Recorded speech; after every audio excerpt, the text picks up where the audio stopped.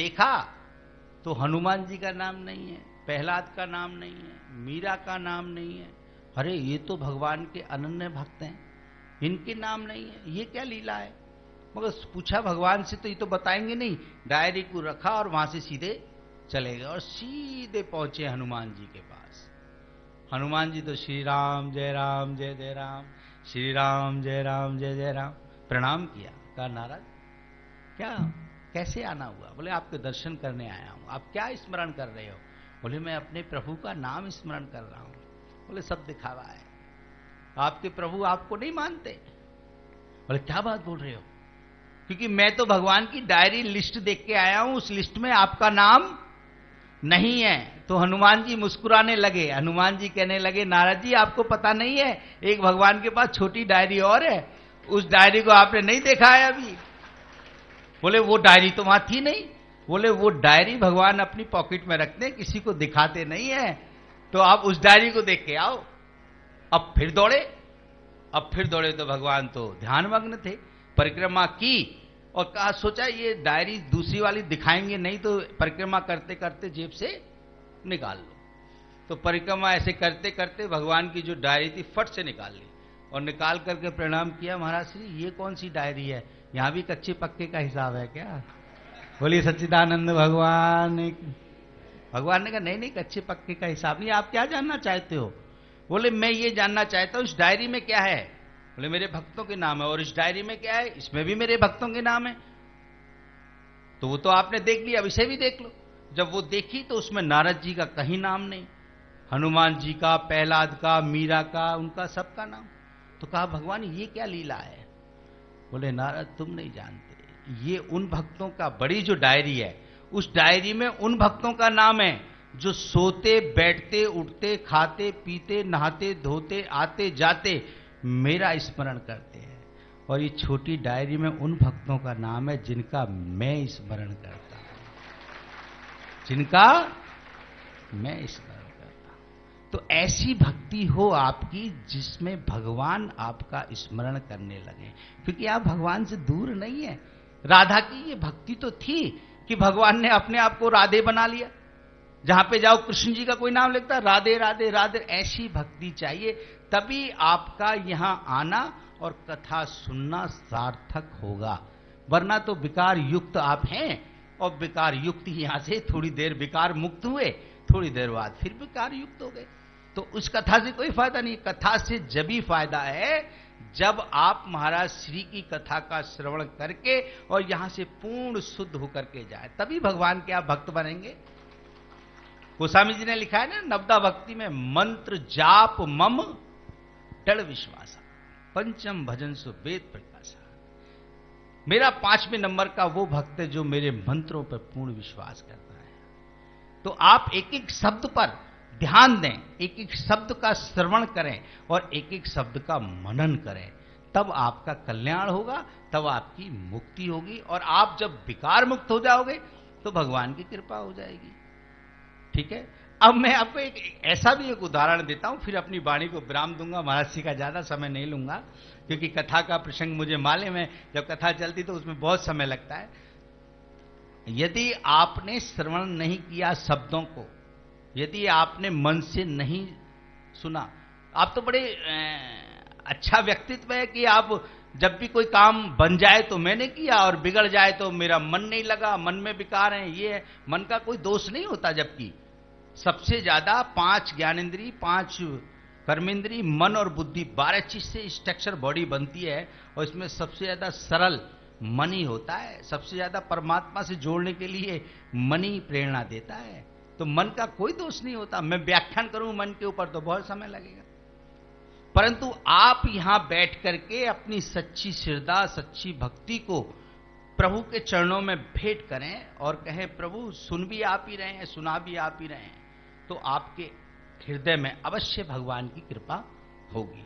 यदि आपने ऐसा नहीं किया और संशय में रहे, आप किसमें रहे, संशय में, तो आप सामान्य व्यक्तित्व बन के रह जाएंगे। मुझे एक किसी महापुरुष की एक बात याद आती है बहुत अच्छी, कि जब व्यक्ति ज्यादा पढ़ जाता है, जब व्यक्ति ज्यादा ज्ञानी हो जाता है, तो उसके अंदर भक्ति नहीं रहती, तर्क आ जाती है। ऐसे क्यों हुआ, ऐसे क्यों नहीं हुआ है? भगवान ने कहा ना भाई, जो तर्क वाले लोग हैं उनसे मैं दूर हूं, ज्ञानी जो है मैं उनसे दूर हूं, मुझे जो प्राप्त कर सकता है वो तो सरल, जिनके हृदय कपट दम नहीं माया, उनके हृदय वशे रघुराया। जिनके हृदय में कपट नहीं है, दम नहीं है, निर्मल मन जन सुई मोए पावा, छल छिद्र कपट मोए नहीं। भगवान को तो जब भी प्राप्त कर सकते जब आपका मन निर्मल होगा।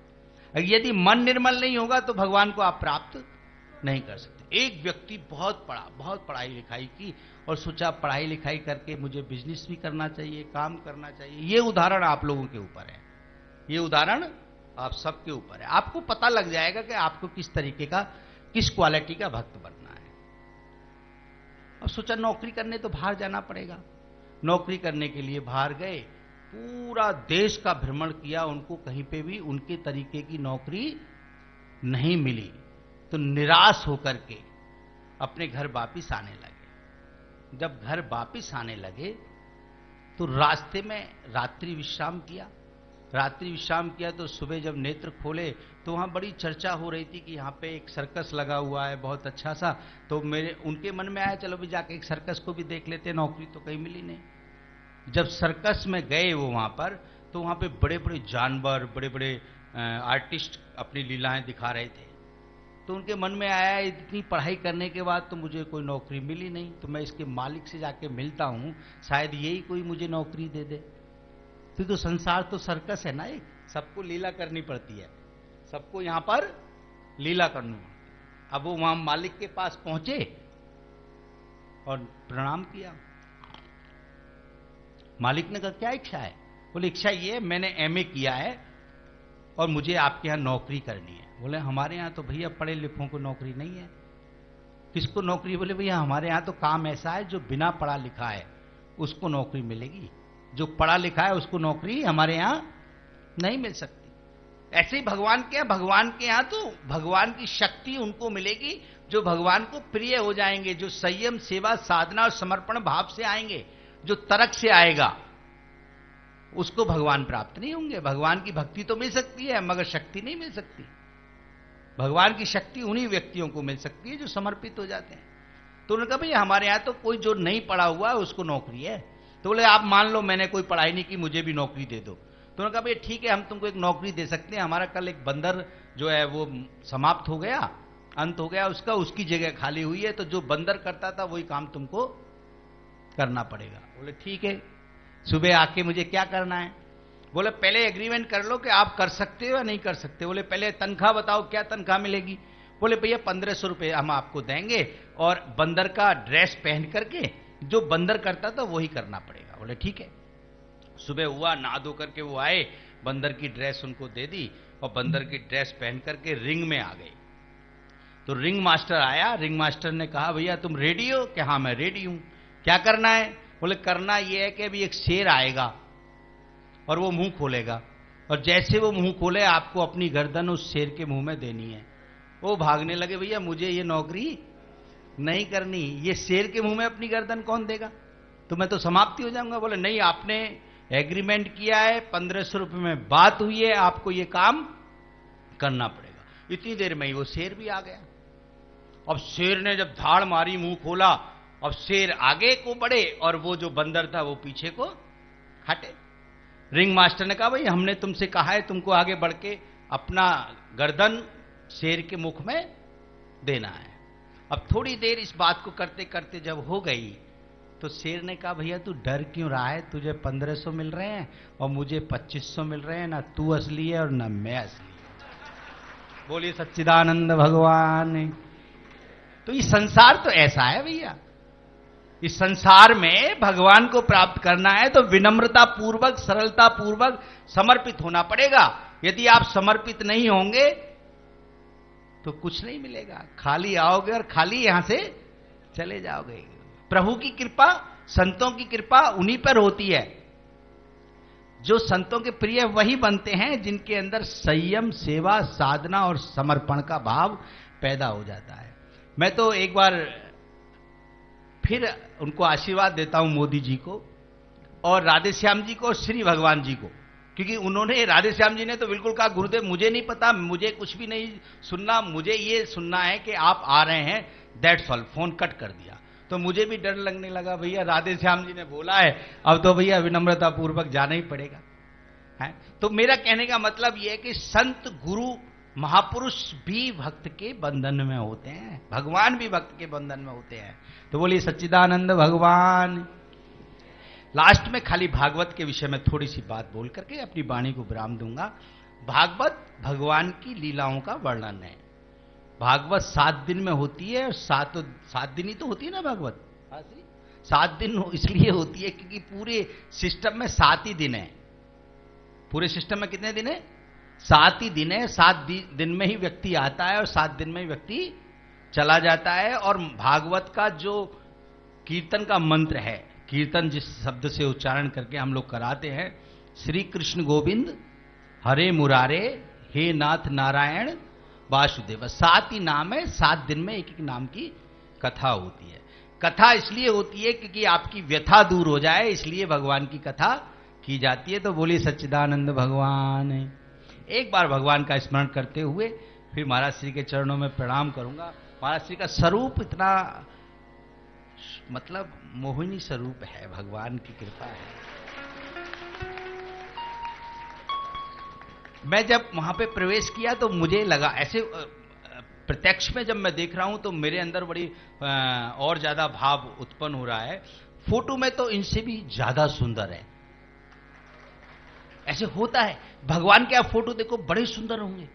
ये भगवान की भक्ति, ये भगवान की शक्ति, ये भगवान की तपस्या, ऐसे महापुरुषों की तपस्या आपको मिल रही है, आप सुन रहे हैं, देख रहे हैं प्रत्यक्ष, नहीं तो दर्शन ही नहीं होते। संतों के कहां दर्शन होते हैं? संतों के दर्शन तो बड़े दुर्लभ है ना। तो एक बार भगवान का स्मरण करते हैं। श्री कृष्ण गोविंद हरे मुरारे हे नाथ नारायण वासुदेवा। श्री कृष्ण गोविंद हरे मुरारे हे नाथ नारायण वासुदेवा। श्री कृष्ण गोविंद हरे मुरारे हे नाथ नारायण वासुदेवा। श्री कृष्ण गोविंद हरे मुरारे हे नाथ नारायण वासुदेवा। हे नाथ नारायण वासुदेवा, हे नाथ नारायण वासुदेवा। हे नाथ नारायण वासुदेवा, हे नाथ नारायण वासुदेवा। श्री कृष्ण गोविंद हरे मुरारे हे नाथ नारायण वासुदेवा। श्री कृष्ण गोविंद हरे मुरारे हे नाथ नारायण वासुदेवा। बोलिए सच्चिदानंद भगवान की जय। 2 मिनट अपने विषय में जरूर मैं आपको बताऊंगा। मुझे अभी एक जिम्मेदारी दी उज्जैन के कुंभ में। देखो यहां पे बड़ी एक छोटी सी बहुत प्रसन्नता की भी बात है और बड़ी उसकी भी बात है कि हमारे सन्यास परंपरा में हमारे सन्यासियों की 7 अखाड़े हैं। ऐसे तो टोटल 13 अखाड़े हैं, मगर सन्यासियों के 7 अखाड़े हैं। तो 7 अखाड़ों के 7 आचार्य महामंडलेश्वर होते हैं। और ये हमारे 200 साल की परंपरा है कि 4 जगत गुरु शंकराचार्य अभी तक ब्राह्मण रहे हैं, और 13 की 13 आचार्य महामंडलेश्वर भी अभी तक ब्राह्मण रहे हैं। क्योंकि जगत सबसे पहले ब्राह्मण ही पूजनीय है ना। वेदों का ज्ञान तो ब्राह्मणों ने ही को भगवान ने विशेष तरीके से दिया है, परंतु सभी परमात्मा के स्वरूप हैं। मेरा सौभाग्य या जो भी कुछ भाग्य आप मानो वो आपके ऊपर है। साधुओं का कोई परिचय तो होता नहीं है, परंतु कुल का परिचय जरूर होता है, क्योंकि कहीं ना कहीं उसका जन्म तो होता ही है। मेरा जन्म भगवान की कृपा ही मानूंगा कि अग्रवाल परिवार में हो गया और गर्ग गोत्र में हो गया। और मैंने पढ़ाई की बीएससी बॉटनी जूलॉजी केमिस्ट्री से और एमबीबीएस किया KG George medical college Lucknow से। और करने के बाद गुरुदेव ने आदेश दिया कि आपको साधु बन के महामंडलेश्वर बनना है। अब मैं महामंडलेश्वर के लिए फाइट करता रहा। सबने कहा ब्राह्मण ही बन सकते हैं, अग्रवाल नहीं बन सकते। तो वहां निराशा हुई। मगर जब वो संयम सेवा साधना जो गुरु की कृपा का पात्र होता है ना, तो वहां पे फाइट हुई, बहुत फाइट हुई। जब फाइट हुई, शास्त्रार्थ भी हुआ और बहुत सारी बातें हुई, तो मैं महामंडलेश्वर बना निरंजनी अखाड़े से। और मुझे महाराष्ट्र मंडल मिला। 5 ज्योतिर्लिंग की सेवा मैंने की, 13 साल 12 साल की है। उसके बाद फिर सिलेक्शन हुआ, तो आचार्य महामंडलेश्वर में सिलेक्शन हो गया। स्वरूपानंद जी ने ऑब्जेक्शन लगा दिया कि यू आर नॉट ब्राह्मण। वहां पे भी फाइट हुई और वहां पे भी इंडिया के 7 लोगों में गुरुदेव की कृपा से आचार्य महामंडलेश्वर आनंद अखाड़ा, और आज 2 अखाड़ों का प्रतिनिधित्व मैं कर रहा हूं, आनंद अखाड़ा और निरंजनी अखाड़ा। अभी जो इलाहाबाद कुंभ होगा वो दोनों अखाड़ों का प्रतिनिधित्व मैं करूंगा। तो ये हमारे सब लोगों की, आप लोगों की और मेरे बुजुर्गों की और भगवान की और ऐसे महापुरुषों के आशीर्वाद है और मेरे ऊपर बहुत बड़ी कृपा है। इतना कहकर के मैं अपनी वाणी को विराम देता हूं और भगवान से प्रार्थना करता हूं कि भगवान आप लोगों को सद्बुद्धि दे कि आप महाराज श्री के कृपा के पात्र बन करके विकार मुक्त होकर के जाए। बोलिए सच्चिदानंद भगवान। और मोदी जी आपको बहुत बहुत धन्यवाद और बहुत बहुत शुभकामनाएं, साधुवाद। आपका नाम ओम प्रकाश है। जो ओम का उच्चारण करके संसार में प्रकाश कर दे उसे ही ओम प्रकाश कहते हैं। तो बोलिए सच्चिदानंद भगवान।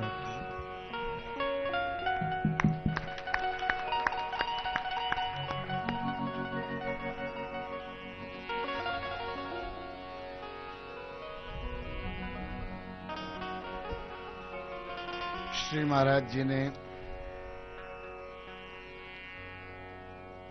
बहुत थोड़े से समय में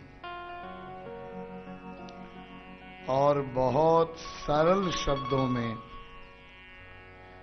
लेकिन बहुत गंभीर बातें हंसते हंसते हम सब लोगों को समझा दी। और जैसा आपका नाम है, यथा नाम तथा गुण, आप सचमुच बालकानंद ही हैं।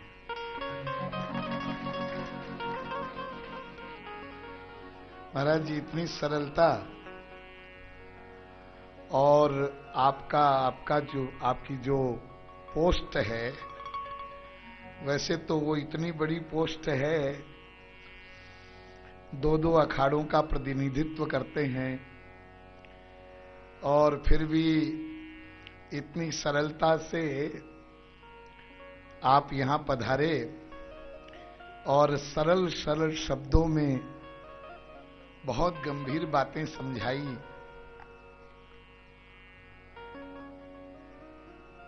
एक बात तो बताए बिना रहा नहीं जा रहा है, जो महाराज जी ने एक परिभाषा की इंसान की और भगवान की, अद्भुत परिभाषा किया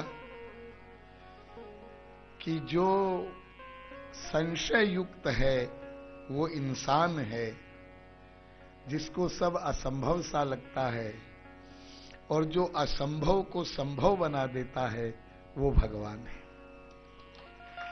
ये बात इतनी महत्वपूर्ण है और महाराज जी ने बार बार निवेदन किया कि ये जो कथा प्रवचन आदि जो होते हैं, इन सब का एक ही तो उद्देश्य है, एक ही लक्ष्य है। क्या?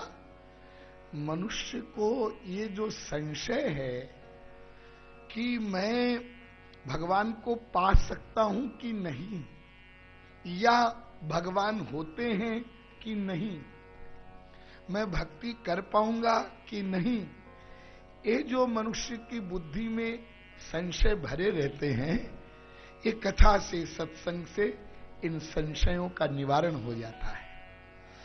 और तब वो जो असंभव सा लगने वाला कार्य है, भगवत प्राप्ति, जब संशय रहित हो जाता है, संशयात्मा तो विनश्यति, भगवान गीता में कहते हैं। जब तक संशय रहेगा महाराज जी, तब तक 84 लाख में घूमते रहेंगे।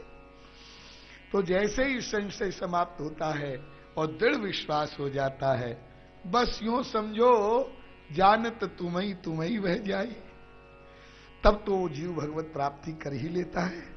तो वैसे तो श्री महाराज जी का वक्तव्य बहुत सरल और बहुत सारगर्भित रहा, लेकिन ये बात बहुत सुंदर। और आप पधारेंगे, आप उनको एक अन्य कार्य में कार्यक्रम में जाना है, इसलिए महाराज जी श्री पधारेंगे। जब तक महाराज श्री यहां से पधारते हैं आप लोग संकीर्तन करते रहेंगे। हे गोपाल राधे कृष्ण गोविंद गोविंद, हे गोपाल राधे गोविंद, हे गोपाल राधे कृष्ण गोविंद गोविंद, हे गोपाल कृष्ण गोविंद गोविंद, राधे गोविंद गोविंद, कृष्ण गोविंद गोविंद, राधे गोविंद गोविंद, कृष्ण गोविंद गोविंद, राधे गोविंद गोविंद, कृष्ण गोविंद गोविंद, राधे गोविंद गोविंद, राधे गोविंद गोविंद, राधे गोविंद गोविंद, कृष्ण गोविंद गोविंद, कृष्ण गोविंद गोविंद, हे गोपाल राधे कृष्ण गोविंद गोविंद, हे गोपाल राधे कृष्ण गोविंद गोविंद, हे गोपाल राधे कृष्ण गोविंद गोविंद, हे गोपाल